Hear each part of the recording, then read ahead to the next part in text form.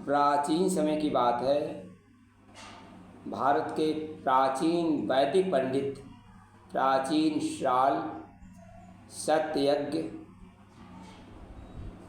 इंद्र, धुम्न, जन, बुडिल आदि एक गोष्ठी में वैश्वानर आत्मा या ब्रह्म क्या है, इसके समाधान के लिए वो उद्दालक मुनि के पास गए।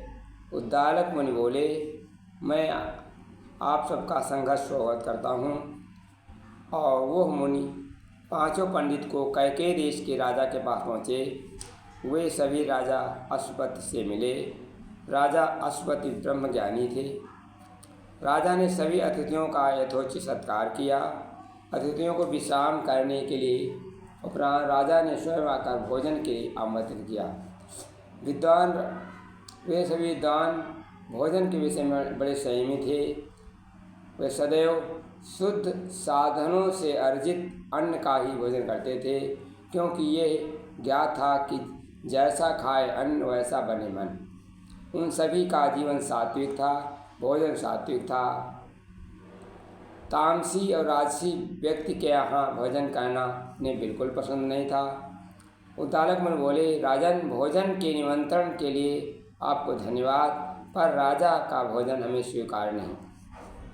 राजा अश्वपति को बड़े आश्चर्य हुआ। तब उन्होंने विनम्रता से पूछा, मुनिवर, भोजन स्वीकार करने का भला क्या कारण है? आपका आतिथ्य करना, भोजन कराना मेरा सौभाग्य है। उद्दालक मुनि बोले, राजन, हम सात्विक जीवन बिताते हैं, सात्विक साधनों से प्राप्त अन्न ग्रहण करते हैं, पर आप राजा हैं, शासक हैं। आपके राज्य में सज्जन, दुर्जन, श्रेष्ठ, कृपण सभी प्रकार के लोग निवास करते हैं। उन सब की कमाई का धन कर के रूप में आपके राजकोष में आता है। वह धन अपवित्र होता है। उस अपवित्र धन से प्राप्त अन्न का भोजन करने से हमारा मन भी अपवित्र हो जाएगा। अश्वपति स्वयं ही धर्मनिष्ठ और चरित्रवान राजा थे। वे पवित्र धन और पवित्र भोजन के संबंध में बखूबी समझते थे। फलस्वरूप यथा राजा तथा प्रजा की कहावत के अनुसार उनकी प्रजा भी सदाचारी होने का विश्वास रखता था। राजा अश्वपति ने उन सभी मुनियों के समक्ष बड़े गर्व से कहा, आत्मविश्वास के साथ घोषणा की। कहा, नहीं चोर कंजूस रही, सब शराब से दूर, नित्य हवन की सुगंध से घर घर है भरपूर। शिक्षित संस्कारी सभी, कभी नहीं व्यभिचार, अश्वपति के राज में सदाचार विस्तार। राजा अश्वपति ने बोले, हे मुनिजन, मेरे कैकेय देश में एक आदर्श राज्य है। मैं विश्वास पूर्वक घोषणा करता हूँ कि राज्य में कोई चोर नहीं, कोई दुराचारी नहीं। सभी नर नारी समंत और दूसरे धन को मिट्टी के ढेले के समान देखते हैं।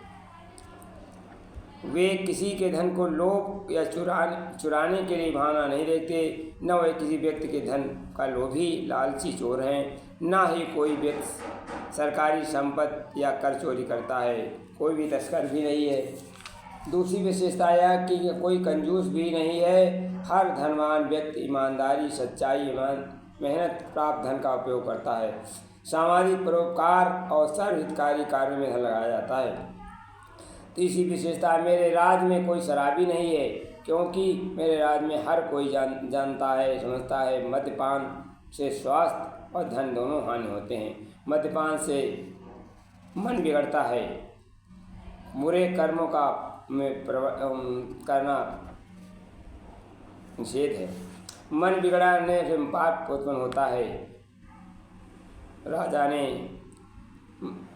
कहा, मद्यपान के व्यसन के व्यक्ति का ही नहीं, अपितु पूरे परिवार का, कुल का, मान का, समाज का नाश होता है।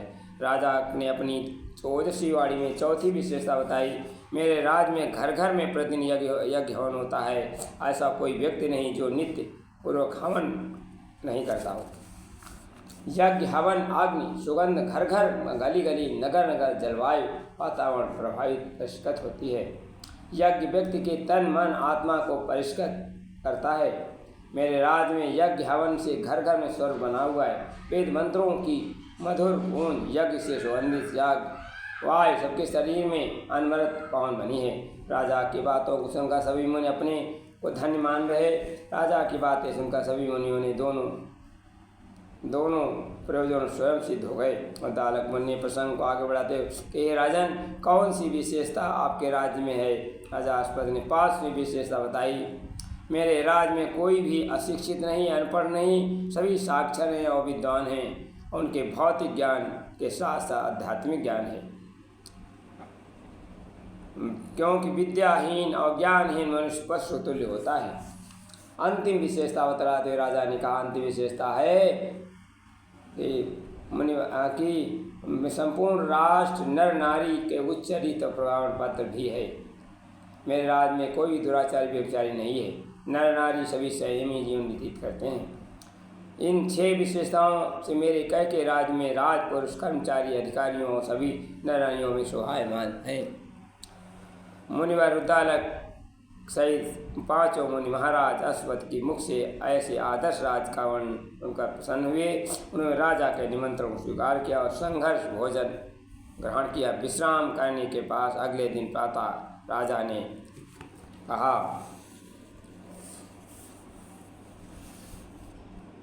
तज कर शरीर को जीवात्मा जब नवतन को में धारण करता, तब कहते हैं पुनर्जन्म को अपने कर्मों के फल है जगता।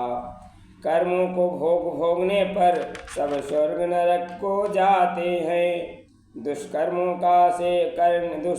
को करने वाले तो घोर कष्ट ही पाते हैं। 84 लाख योनियों में वे भटक दुख पाते हैं। शुभ कर्म सदा जो करते हैं अधिकार स्वर्ग का पाते हैं। सौभाग्य उदित होता इनका वे मानव तन है पाते हैं। कल्याण जगत का जो करते वे देव तुल्य पूजे जाते। स्वार्थ सुखों को छोड़कर कर्म करो निष्काम, यही वेदों का सार है, यही गीता का ज्ञान। ये सब मैं अपने पावन गुरु जी के प्रेरणा से, उन्हीं के निर्देशों से आपको प्रेषित करता हूँ। इसको अवश्य सुने और ग्रहण करें। धन्यवाद।